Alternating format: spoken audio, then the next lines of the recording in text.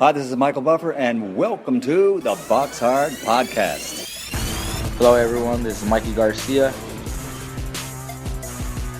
This the monster from the swamps, Regis Rougarou Program.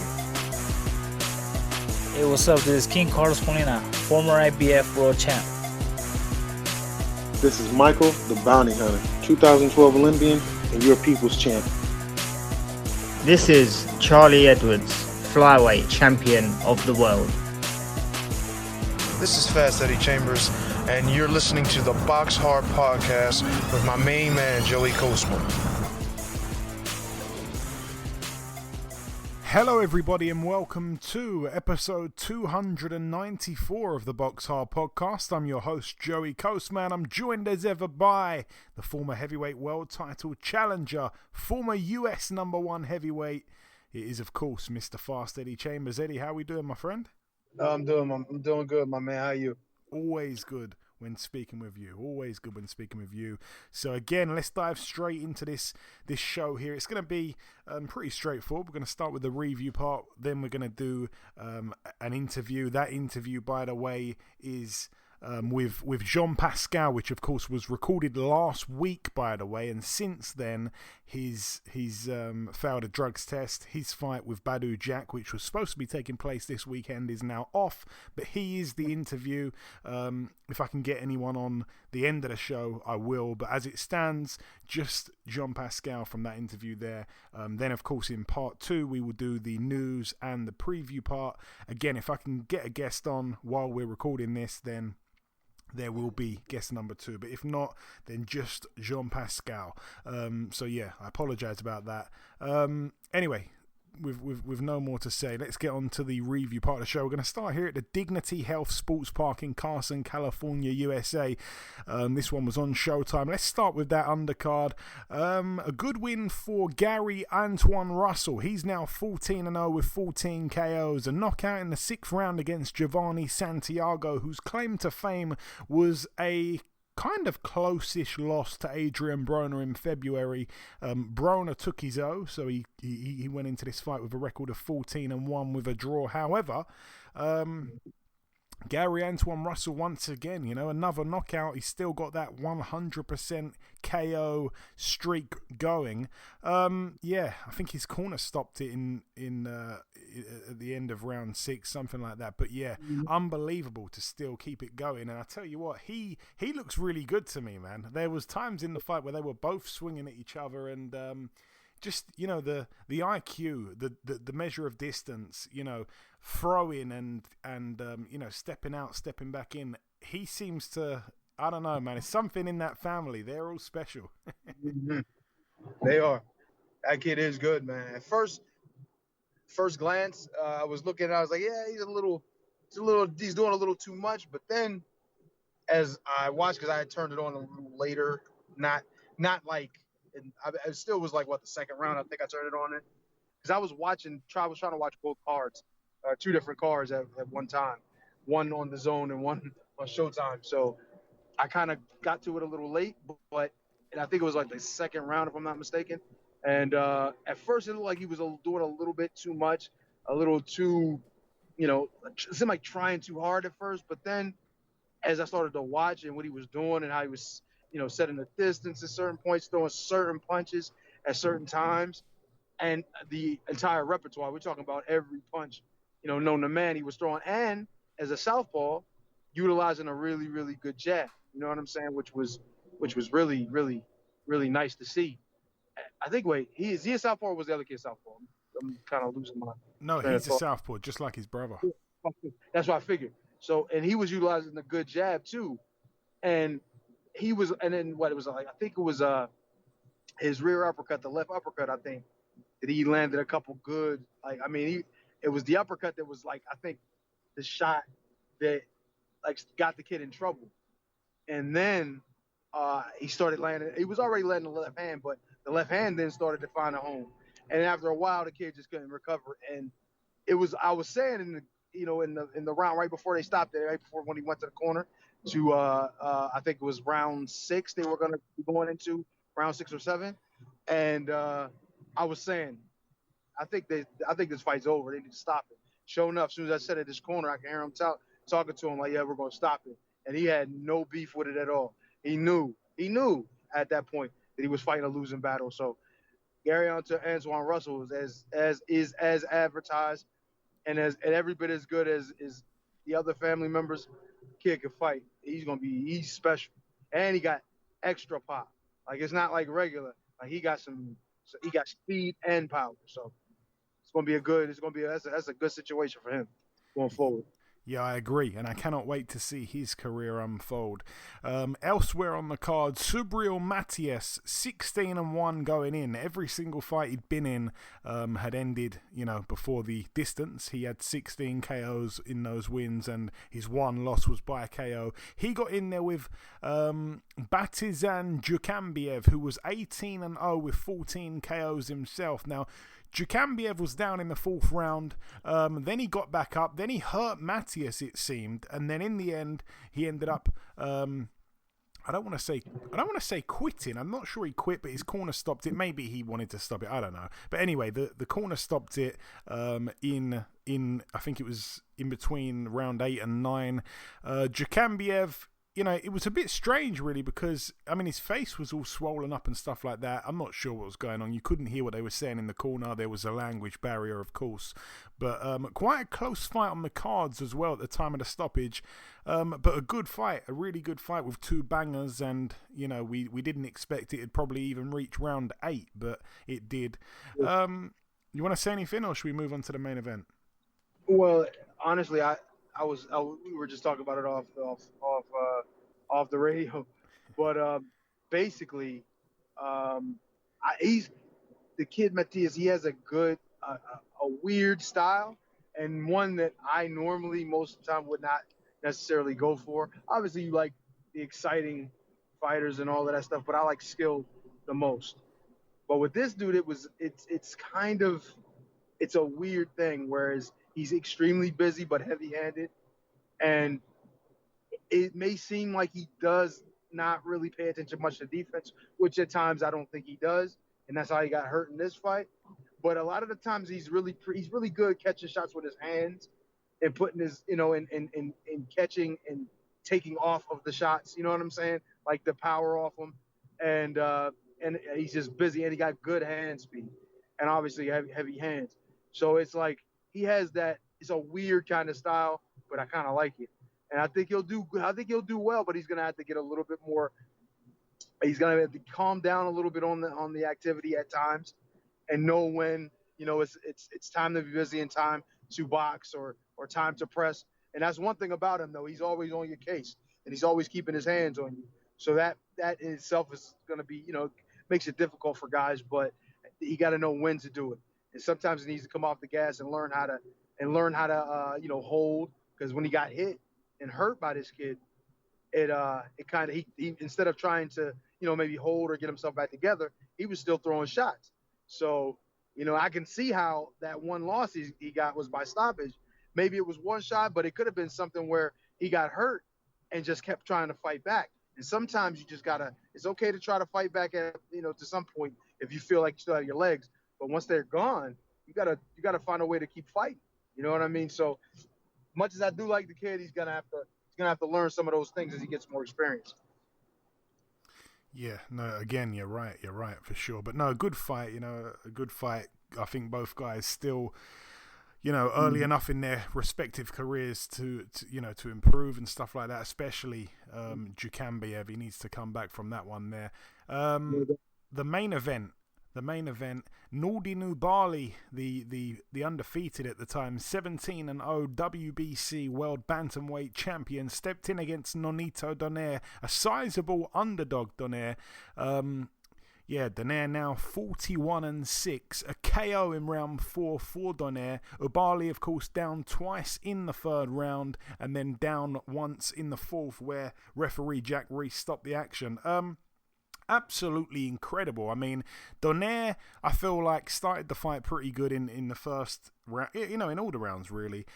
He dropped Ubali twice in the third, like we say, and it was Donaire's signature left hook for the first knockdown. And then the second one, which was devastating. It was on the bell to end round 3. Again with the left hook, Ubali dropped to the floor like he was shot. You know, it was terrible. Completely collapsed face first.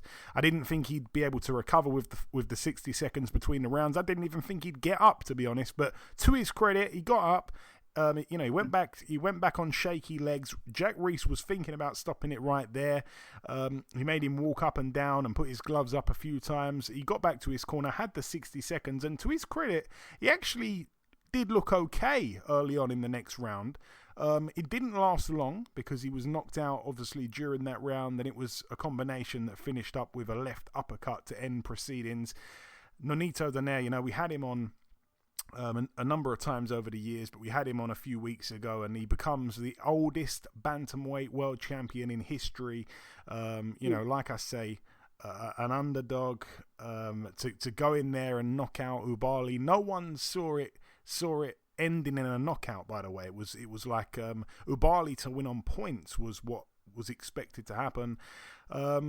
Yeah, and I just feel like Nonito Donaire, I put a tweet out, you know, he doesn't need these wins for his legacy. He's already a first ballot Hall of Famer, and, you know, he did say to me on the podcast a few weeks ago that he feels he could go on for another 10 years if he wanted to, and a win like that makes you believe every word of what he's saying. Unbelievable fighter, Eddie, and he's been in the game 20 years. He's been at the top level for such a long time. Unbelievable.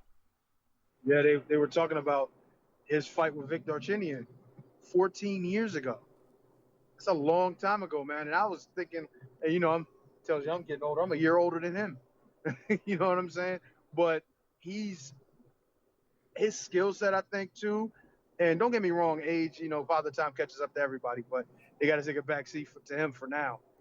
But his style and his counterpunching ability and his eyes and just obviously his love for the game and his dedication to it is what's keeping him around at this age. Because at a bantamweight, at the small guys, man, it's really rare. This is extreme. Like you see, the second oldest was 35. 33 was like the norm, you know, not the norm, and that was like old. So for somebody to be 38, still doing it and winning a title and looking like he could really still do something, it's really special at that weight. And his ability and his, like I said, his dedication, it just shows through, man. You could just see it, you know, with everything he does. And it's funny, when I was watching it, and I was flipping back and forth to both cards, and I saw some things that he was doing, and he didn't at the time drop them just yet. But I was looking, I was like, damn, he legitimately could beat this kid and probably stop him. And sure enough, I was flipping back. I didn't want to keep flipping and staying too long with one of the other fights. But then I ended up flipping back and then realizing that, damn, the fight, he done dropped him a couple of times. Then the last one I seen was, the last knockdown when I actually turned it at the right time. And I'm like, wow. Yeah, it's funny. It's not so much that I predicted it. It's just I could see it happen. And with him and his ability and his power and the counterpunching ability he has, definitely possible. And as long as he keeps on and stays healthy and eats right and does all the things he needs to do, he's still, even at that weight, still can be a player. More than a player, obviously. He's a titleist right now. But I feel like he can still do some things. I don't know about Inoue, but it's a possible rematch there. He still has the chance. You know what I'm saying? So I look forward to seeing what he's going to do in the next couple of this next year. Yeah, and that's a rematch I know he wants. That's a rematch he again said on the podcast to me a few weeks ago that is the fight he wants more than anything.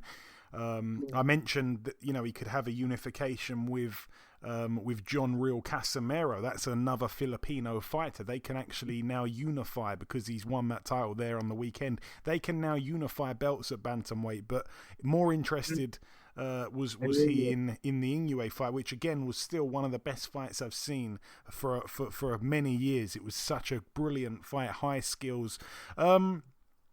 Anyways, moving on, because unbelievable. I could talk about Donaire all day. Moving on now to the Michelob Ultra Arena in Las Vegas, Nevada. Over here, let's start with the undercard. Chantel Cameron, friend of the show, now 14-0. She was able to TKO in 5 rounds. Melissa Hernandez, now 23-8 with 3 draws. It was for Cameron's WBC female super lightweight title. Hernandez down in round 4.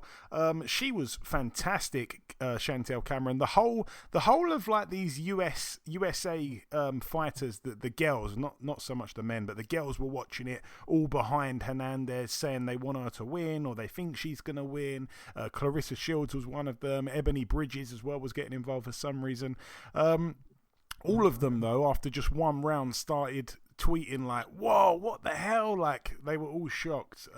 I could see it coming. I knew what was going to happen there. I thought that perhaps Cameron would get the late stoppage or the points win, but she ended up getting it in round 5. It was a terrible stoppage, by the way. I mean, at the end of round 4, to be honest, Hernandez looked like she didn't really want to carry on. She didn't seem very interested in the corner. But yeah, to stop it when the referee stopped it in round 5, it was like not even the right moment to jump in. It was just like I'm not sure what was going on there. It was probably Hernandez's best round for quite a while, to be honest, but the referee jumped in and stopped it. One of the worst stoppages I've seen in years. Instant boos from the crowd, but listen, it was completely one-sided, and Hernandez cannot hang with Cameron, and a lot of people can't, because she is such a good fighter.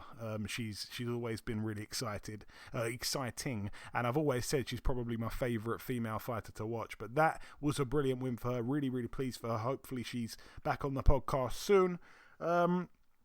Elsewhere on the card, Jason Quigley, now 19-1. I had a little bet on this one myself. I expected him to win on points against the very tough Shane Mosley Jr. However, I didn't think it'd be as close as what it ended up, and it really was close. It was for the vacant WBO, NABO middleweight title. Shane Mosley Jr. now 17-4. I tell you what, though, his records are not fantastic, but he seems to be improving all the time. Mm-hmm. Yeah, it's funny enough, and I watched Shane Mosley Jr. and and I still am. I mean, I'm a massive fan of his dad. You know what I mean? All-time great. I was a big Shane Mosley fan. So watching him and then seeing, I'm like, damn, he looks just like his dad out there throwing some of those shots. And honestly, sometimes his inconsistency on defense also shows up, kind of like what Shane would do at times. And he definitely tries to sit down on those shots. But I think he takes sometimes unnecessary chances and leaves himself out to dry a little bit. And I think Quigley, it was just an exciting type of situation. It was just a fight. These dudes were going to do. It was going to be knockdown, drag out type thing, even if they didn't go down. But Shane Jr. was actually doing some good things, from defense to offense, some shoulder rolling, bringing right uppercuts, counter right hands, some good stuff, you know what I mean? But I think Quigley was just overall busy, not necessarily, I don't want to say totally busier, but just a little bit more accurate, a little bit more consistent with his offense throughout the fight. And I think, I think it was a deserving thing. I didn't 100%. Of course, I wanted to see Shane's son win, but I just didn't, looking at the card and the way things were going and how the fight went, I didn't think that he did, to be honest. I thought the scorecards were pretty good, and it was a good fight. It was exciting, but he just couldn't get over the hump with it. Yeah, and that was how I expected it to go, to be honest. I think Jason Quigley, I feel like he's maybe missed the bus a little bit. I think he was a really promising prospect at one point, and I don't know what it's been. It's been a bit stop-start. Again, he's a guy that's been on the podcast probably 2 or 3 years ago, maybe even longer than that, and his career just hasn't pushed on like everyone thought it would. I mean, he was an amateur standout. But yeah, I expected him to win on points. I felt like the knockout would have been quite impressive because, Shane Mosley, very, very tough, got a good chin just like his old man. But yeah, I think it was closer than it should have been. Someone like Quigley with his skills that he once upon a time had, that bright prospect that he was once upon a time. I don't feel like he's still got that shine anymore. But we shall see. I'd love to see him go on and win a world title. He called out Demetrius Andrade. He's a great guy. Like, you could see that from the post-fight interview. But yeah, I just can't see a way in for him against someone like an Andrade. That's a terrible fight for Quigley. Elsewhere on the card, Martin J. Ward, friend of the show, stepped in against Azinga Fazil. Martin J. Ward now 24-2 with 2 draws. Azinga Fazil now 15-1. Ward down in round 4 and round 7. Heartbreak for Martin J. Ward. He was caught coming in with a check right hook from Fazil's southpaw stance. A short right hook there. It was kind of an off-balance shot in the 4th round. I don't think Martin J. Ward was hurt at all. I felt like he was bossing things to that point, but a 10-8 round for Fazil. And then, the final round, which ended up being round 7, is when something was clearly up with Martin J. Ward's leg, and he started to kind of realized that he's going to need to end the fight as quick as he can. So he started trading with Fazil, and I think Fazil was probably the heavier handed guy. And straight away, because Martin J. Ward he's tough to kind of hit clean and stuff like that, but straight away, because he couldn't move that front foot, he was in a lot of trouble, and he just started swinging, and very quickly his left eye got cut. He just decided, let's go, and he got dropped hard. And yeah, he got up. There was about 20-something seconds left in the round, but the towel got thrown in by his corner, Tony Sims there. It all ended so fast. He was winning the fight for sure. So heartbreak for him, because it was a world title eliminator as well, that one there. And I felt like he'd win that on points. I think he was going to, he was cruising towards that. But yeah, heartbreak for him. He's been very, very unlucky, to be honest with you. But good fighter, really good fighter. But that's a tough one, because the stage of his career now, he got knocked out by James Tennyson. Tennyson went on to box for a world title. Now he loses to this guy here. This guy's going to go on to box for a world title. Obviously, former European champion, Martin J. Ward. Yeah, of course he was.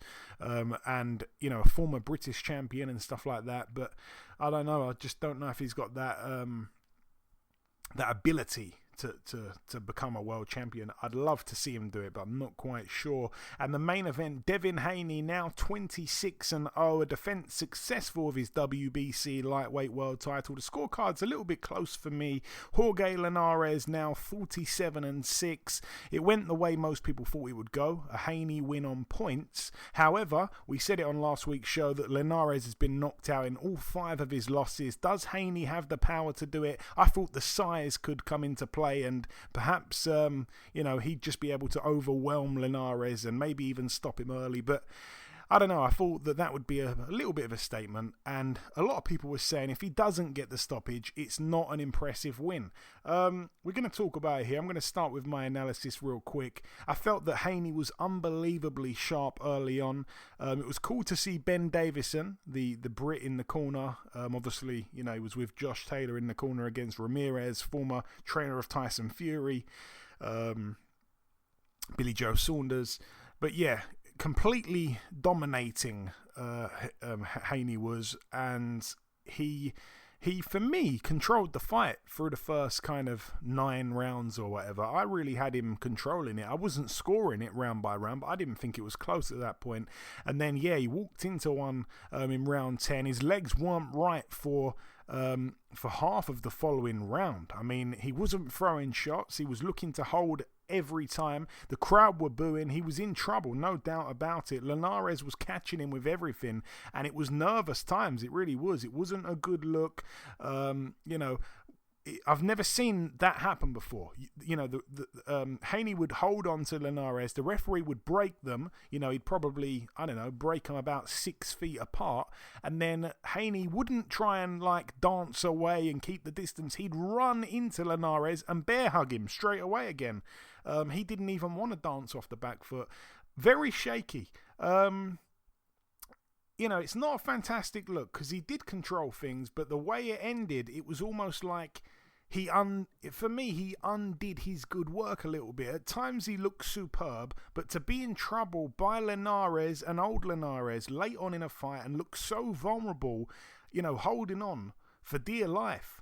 I don't think that Haney is ready for some of those bigger names, some of the likes of, Lopez, Teofimo Lopez, Gervonta Davis, these guys. A lot of people were also pointing out that he was open for the left hook, which you simply can't be against someone like, a Ryan Garcia or a Tank Davis. The crowd were booing Haney after the fight and in the interview.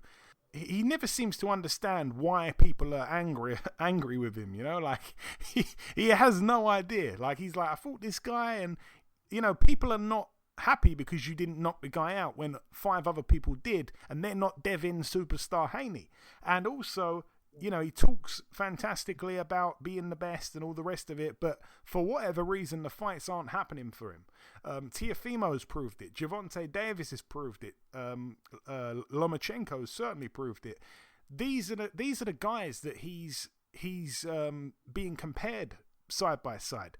Ryan Garcia hasn't proved it. That's why he gets a lot of crap too. We want to see how good these young guys are, but he hasn't proved it. And Linares, it's a good win. It's a good win. It's a good name. He didn't knock him out though, but it's a good name. But how great he was early on, and for the first 9 rounds, to be in that much trouble and seem like it took him so long to recover from that shot as well. It wasn't perfect. It wasn't perfect. What did you think though, Eddie? Forget about my amateur analysis. You tell me. I like your analysis, to be honest, but to say that he had to have a knockout in order for it to be impressive, I don't think that's accurate. Reason being, not every puncher is created equal. You know what I mean? So it doesn't necessarily mean that just because he didn't knock him out, he's not better than those other guys, because he very well could be. It just so happens that he's not the puncher that they are. You know what I mean? I feel like you put Ryan Garcia in there with him, he'll probably knock him out. But that doesn't mean if him and Ryan Garcia got in the ring that he wouldn't beat Ryan. You know what I mean? Same thing with Tank, same thing with Teofimo. But I think these guys... No. Teofimo punches. He's big for the weight, right? No. Tank... That's why I'm... Let me just quickly say, Eddie, I don't want to be rude and interrupt, but I just want to say... I know what you're saying. I know what you're thinking. Teofimo, big for the weight, bangs you out. Gervonta Davis, small for lightweight, but still bangs people out. This isn't his weight class. Mayweather, you can say Mayweather, fantastic, but he wasn't really knocking anyone out at welterweight. It's because really that's not his weight class. He's too small for welterweight, really. But Devin Haney is a giant at lightweight that doesn't have that power. It doesn't make much sense. You would think that, but it's like certain guys just don't punch like that. It's just it's like I said, punchers are born, not necessarily made. Don't get me wrong. Technique improves it, and working the weights and getting stronger, all those things improve it. But there's a guy that's walking around, little skinny toothpick looking guy. It looks like he can't lift 10 pounds off the ground. Hit you with one shot, knock your head completely off your shoulders. You understand what I'm saying? It's not necessarily anything that you can just pinpoint. You know what I mean? That's why you see a lot of wiry guys, those really thin guys who can punch. It's just something with the mind body connection, I guess. I don't know, but it's like with Haney, it's just not there. He can look good. The style is, he throws perfect punches. The timing is great. He's just not that guy. But he can beat your ass for 12 rounds. And it didn't look like that in this fight, but he can box your head off for 12 rounds generally. But I think, we talked about this a little once again out of the show, and I feel like early in the fight, he got a little too overconfident. Oh, he can't punch. I think I heard him say that in the second round, going into the second round. And I'm like, listen, you may feel that way now, but if you put your head out there for him to connect on, he'll show you he can punch. And that's exactly what happened. You keep sitting in there trying to exchange with these guys, and that shit happens. You know what I mean? You're supposed to be Devin Haney. You're supposed to be the untouchable. That's how you have to fight. I don't care. Don't get me wrong. You want to make the crowd happy as much as you possibly can. But you still got to win first. And there was a time in the fight where it looked like, man, he might not make it out of it. Scary time for him. So, and what I was saying about like Teofimo Lopez and the other guys and how they punch, they're just different guys. You know what I mean? They're punchers. They're different than he is. Be a boxer. You fight those guys. I guarantee you, if you fought them, he wouldn't be exchanging with them. So why are you exchanging with this guy? Yeah, you got that confidence. Everybody's telling you how great you are, and that's fine. That's good. But you still got to respect the game, and you got to respect who's in front of you. And Linares is battle tested. He may be old, but he can still punch. You know what I'm saying? So you better not put your head out there to get caught with nothing. You know what I mean? I'll tell you what, I'm going to go back over his last few wins, Devin Haney, because I've just found this interesting statistic out while you were talking there. Linares obviously, knocked out in all of his losses, apart from that one there against Haney. He was knocked out by Pablo Cesar Cano. He was knocked out by Vasyl Lomachenko. He was knocked out by Sergio Thompson back in 2012. He was knocked out by Antonio DeMarco in 2011 and knocked out by Juan Carlos Salgado in 2009. So Haney, the only guy to beat him without knocking him out. The last fight before that, Yuriorkis Gamboa, another guy that Haney was supposed to knock out. Haney, again, in that fight, became the only man to beat him without knocking him out. He'd been knocked out by Gervonta Davis. He'd been knocked out by Robinson Castellanos, who had a record of 23-12. He got knocked out by Terence Crawford, but Haney couldn't knock him out. The fight before that, Alfredo Santiago, because it's been 3 fights in a row now that Haney's gone to points with guys. He hasn't got a knockout for the last 3 fights. This guy here, Alfredo Santiago, he was undefeated. He was 12-0. Haney beat him on points. Since then, he's been knocked out by a guy called Ricardo Nunes, who I think is quite a big banger, but quite limited. Gervonta took him out in 2 rounds, that guy there. And then we go back again. The last guy that Haney knocked out was Zur Abdullayev. That was back in 2019 at the Madison Square Garden Theatre. That guy, he knocked him out. He retired on his store after 4 rounds. He hasn't really fought anyone since then or prior to that. I think he fought Hank Lundy actually, but the one before that as well, Antonio Moran. To be fair, yeah, he knocked him out. He's the first person to have knocked him out in his 4 losses. So that looks okay. But again, the one before that, a guy called Zolisani Undongani. He was 25-0. Haney went the distance with him, beat him, took his O. Since then, he's got knocked out by a guy who was 11-10 with a draw. So I don't know, man. You look at these guys he's beaten, and people that are nowhere near Haney's level are knocking him out. And I don't know, man. I don't know. It's like some of these guys are boxer punchers, but really they're just a lot more boxer than they are punchers. And it's like, it's fine. Look, for me, knockouts are great if you can get them. But what's the most important thing? That's that left-hand column. And if you keep winning, so, you know what I mean? Who cares? It's like when Floyd fights these guys, and like he was fighting like Canelo. I mean, he wasn't going to knock him out. Nobody really expected that level. You know what I'm saying? They just figured he's going to win by decision. Most of Floyd fights, most people were figuring he was going to win by decision. Even with Victor Ortiz, most people were figuring he was going to win by decision, even though he ended up stopping him, even then it was kind of like a little shaky the way it was, but it happened. But still, it's like that doesn't matter as long as you win. Floyd is undefeated. He hasn't had a lot of knockouts later in his career at 147. Like you said, Joe, he's not, clearly at 147, right? But still, he's there fighting and he's still winning. That's the most important part. You know what I mean? If Devin Haney can continue to win, and he's going to continue to be a star. But he's gonna have to do is, if he's not gonna be knocking guys out, he's gonna have to make sure they're not touching. You know what I mean? He's gonna have to be, especially with a guy like this, he's supposed to beat. He's supposed to beat him and beat him easily, which he kind of did until the 10th round. You know what I'm saying? And why is that? Because he's out there taking too many unnecessary chances. You know what I mean? Be smart. Win the fight. I think I heard his trainer telling him, his pop was telling him, like, yo, man, just do this and win the fight, land these shots. You know what I mean? Stop thinking so much about, oh, he can't punch, all that bull crap. And it's like, that's great, but you got to win first. You know what I'm saying? Win first.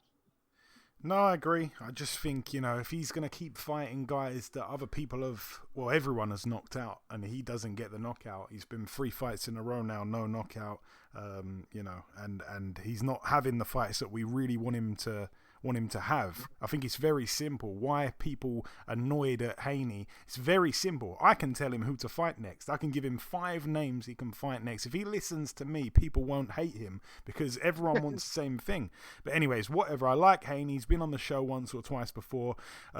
People forget, he turned pro, I think, at 17, so he had to fight in Mexico for that to happen. And a lot of his knockouts, by the way, came in Mexico and stuff like that. He flew through his first 15 or so fights.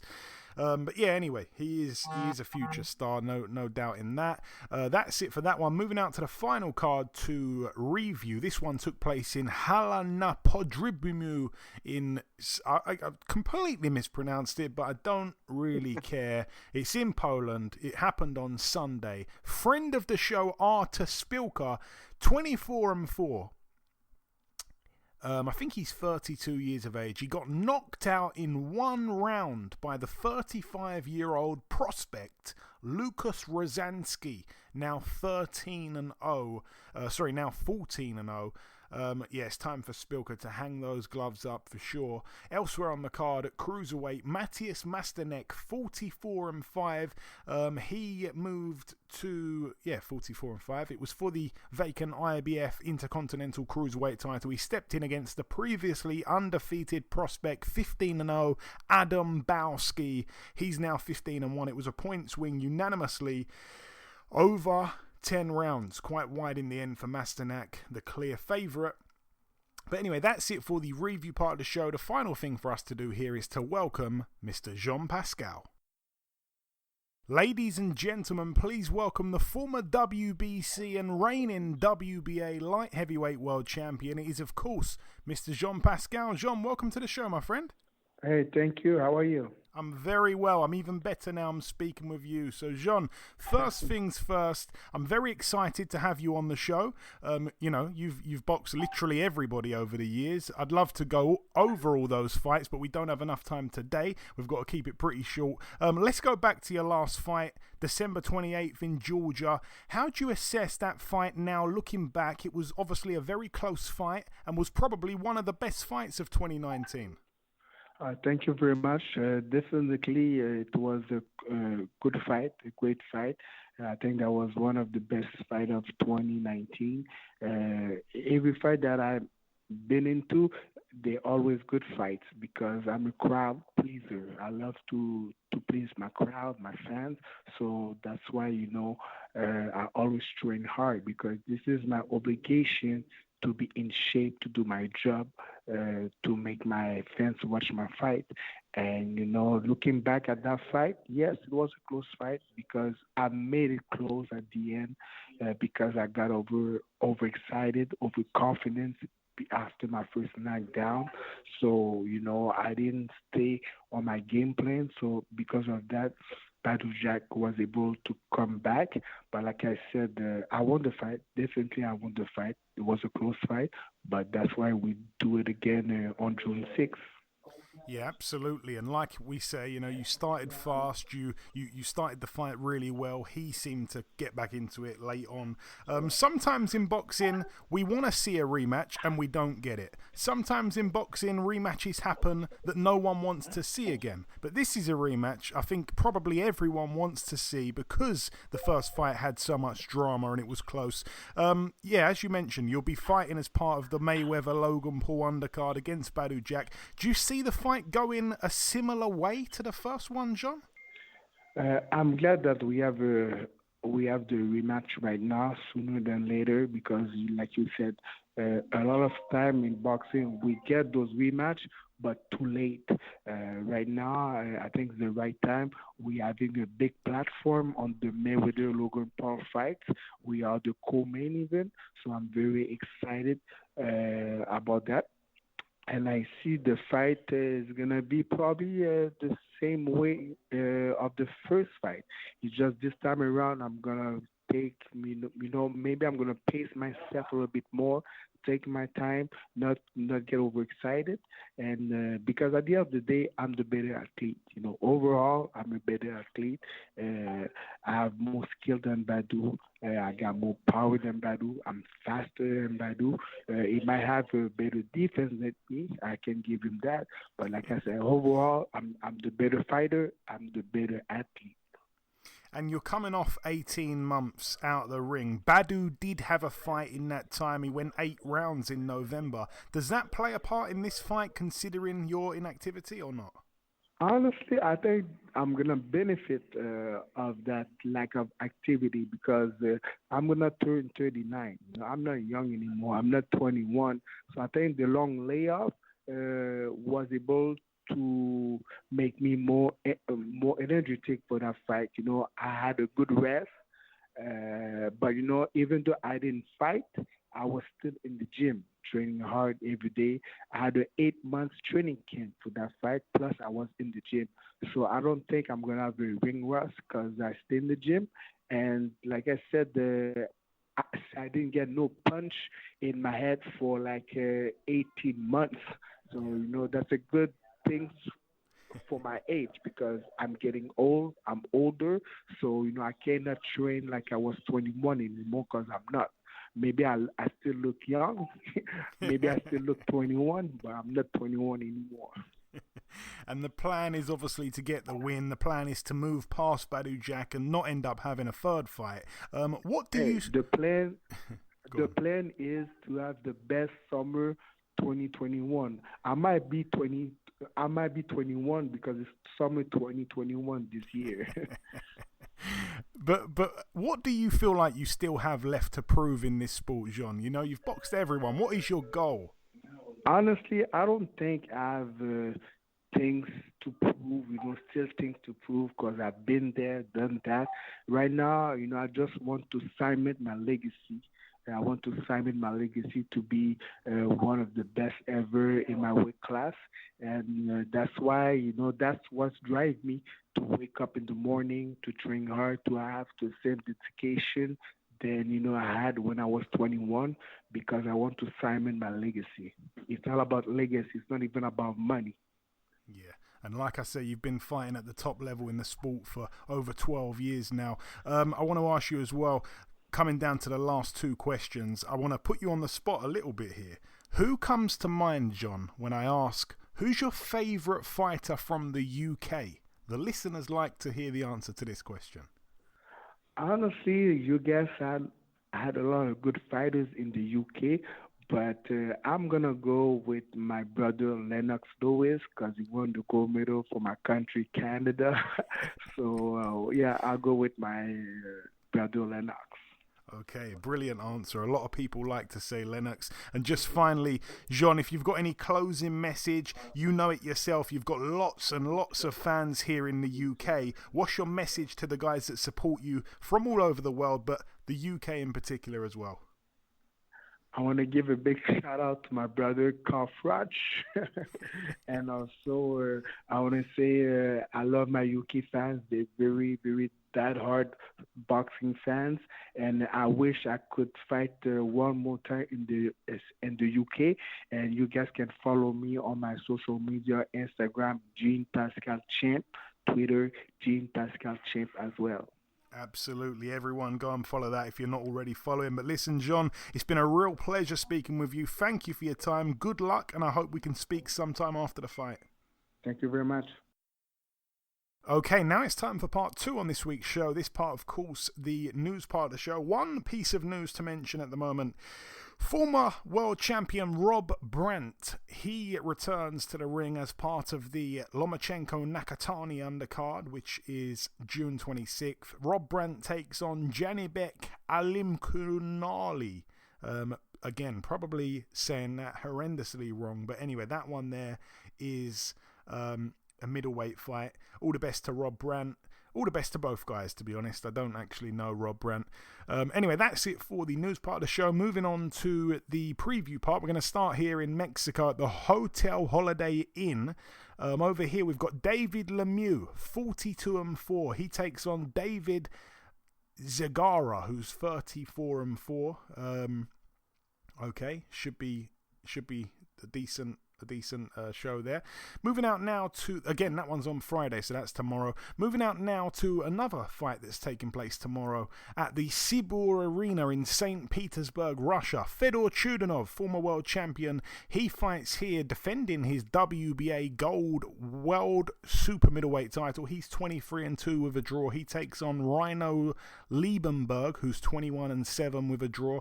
That's over 12 rounds there. Mikhail Aloyan, a guy that was 4-0 until he entered the World Boxing Super Series, and he lost his O on points to Zolani Tete. I think he's had maybe one fight since then, so his record's 5-1. He's in a 12-rounder against Ricardo Blandon, who's 15-3. Moving out now to the Sheffield Arena car park in Yorkshire, United Kingdom. This is pretty interesting here. On the card, I'm going to start with this one here. Former trainer and opponent of Kell Brook, John Fuchs. He was training Kell Brook for one fight. I think it was the Zarafa fight where Brook looked horrible. His record though, Fuchs, 21-2 with 2 draws. It's a 4-rounder. No opponent just yet for him. He returns to the ring, like I say, after 7 years of inactivity. Elsewhere on that same card, friend of the show, former outright British champion Bradley Skeet returns to the ring after 2.5 years out. He got knocked out against Diego Ramirez back in December of 2018. He gets in against Dow Arrowsmith, who's 2-41 with a draw. I think he's moved up now Skeet, to 154. All the best to him, one of the good guys. Moving out now to Germany, Ajit Kabayel, 20-0, former European champion. That standout win on his record has to be Derek Chisora, the fight that he had with him in Monaco, where Chisora looked absolutely dreadful. He hasn't really capitalized on that since then. He's picked up a couple of wins, but not really against anyone of that kind of name, that name value. But anyway, he defends his WBA Continental Heavyweight title against, he's back, over 12 rounds, against Kevin Kingpin Johnson. He loves going to Germany, Kevin Kingpin Johnson. He's now 35-17 with a draw. Can he pose any problems to Ajit Kabayel? I'm not so sure. Maybe, maybe not. I don't know. Moving out now to Luxembourg at the Centre Sportif. Over here we have Lee Cutler on the card, 7-1. He's coming off that loss to friend of the show, Bradley Ray, who we had on a few weeks ago. He's back in a 6-rounder against Bojan Velkovic, who's 1-14 with a draw, and returned to the ring for a really good fighter who I quite like. I was quite high on this guy, Joe Pigford, 16-0 in a 6-rounder against Jovica Jovanovic, who's 1-26. Pigford, I think, has been out the ring a couple of years, I believe. So yeah, all the best to him. Moving out now to the... where should we go here? Let's go to the Telford International Centre in Shropshire, United Kingdom. Over here on the undercard, we've got Tommy Fury, 5-0, no opponent just yet. Elsewhere on the undercard, Nathan Heaney, 11-0 against Ilian Markov, who's 6-14 with 2 draws. That's over 10 rounds. Friend of the show, Archie Sharp, was supposed to be fighting on the card. His opponent, Marcio Souza, pulled out with coronavirus, so that fight has fell through at the last minute there. And the main event, of course, Daniel Dubois, 15-1, coming off that stoppage loss to Joe Joyce. He's back in a 12-rounder for the WBA interim heavyweight world title against former Jarrell Big Baby Miller victim Bogdan Dinu, who's 20-2. I think his 2 losses came by stoppage to Miller, and I think it was Pulev that knocked him out. I'm pretty sure of that. But anyway, that should be quite easy for Dubois. And I tell you what, anyone listening to me now, have a look at the odds on Dubois knocking him out in the first couple rounds. They are really, really tempting. Good to see the big man back, of course, but I think he's just going to blow this guy out, and I'm not sure what happens next. He's been talking about the rematch with Joyce. I don't think I would guide him towards that, but he is with a new training team, and hopefully he can come back and maybe give him another fight against Joyce, see what he can do. But I don't think it's the best move for him. But it's good to see that he's talking about it at least, and he's not running a million miles in the opposite direction. Moving out now to the Hard Rock Stadium in Miami, Florida, USA. We're not going to talk about the main event, Mayweather and Logan Paul. We're not interested in that. We're talking about the undercard. Badou Jack, 23-3 with 3 draws. He gets in there over 10 rounds against late replacement Dervin Colina, who's 15-0. It was supposed to be Jean Pascal. Of course, that fight's now not happening. He's not fighting. So Dervin Colina, 15-0, risking his O there at late notice. Elsewhere on the card, we have Vidal Riley, 4-0, UK's very own boxer slash YouTuber slash, I think he's a trainer of KSI or something like that. I'm not sure. He likes to hang out in the Mayweather gym. Needs to fight someone of note because he steps in here against Quintel Thompson, who's 5-12 with a draw. Elsewhere on the card, Jarrett Hurd, 24-1, steps in against Luis Arias, who's 18-2 with a draw. That's over 10 rounds. All the best to Luis Arias, friend of the show. However, I think that fight's probably going to be at middleweight. I'm not sure if that's at middleweight or 154. If it's at 154, he really is up against it. Actually, I think it's probably going to end up being at middleweight. Maybe Hurd's gone up there. Not sure if it's just for one fight or not. It's up at middle. Maybe Hurd's moving to middle. I'm not sure. Okay, we shall see. That's it actually for the preview part of the show. We've flown through that as quick as possible. The final thing for me to do is to come in with the outro, which I'll do in just a few seconds. Okay, and this wraps up episode 294 of the BoxHard Podcast. I've been your host, Joey Coastman. Eddie Chambers has been with me for the duration of the show. A massive thank you to our sole guest on this week's podcast, the former WBC and reigning WBA Light-Heavyweight World Champion, Jean Pascal. Once again, this interview was recorded last Thursday, when last week's show had just gone out a few hours after, and of course the fight fell through last Friday. So I apologise if anyone got a little bit confused. The fight is off and Badou Jack has a replacement opponent already. There has been one big piece of news break whilst we've been recording the show. Matchroom have signed a 5-year rights deal with DAZN for the UK and worldwide boxing content. This means that their UK shows will now be available exclusively on DAZN, so no more Sky Sports Matchroom partnership. All of Matchroom's fights will now be streamed on DAZN. DAZN still have their UK price set at £1.99, but I'd expect a pretty hefty price increase within a very short period of time. I'd expect something probably by the end of the week, actually, maybe the end of the month if we're lucky. But that's about everything from myself. Enjoy your weekends, people. Stay safe, and we shall see you all again next week.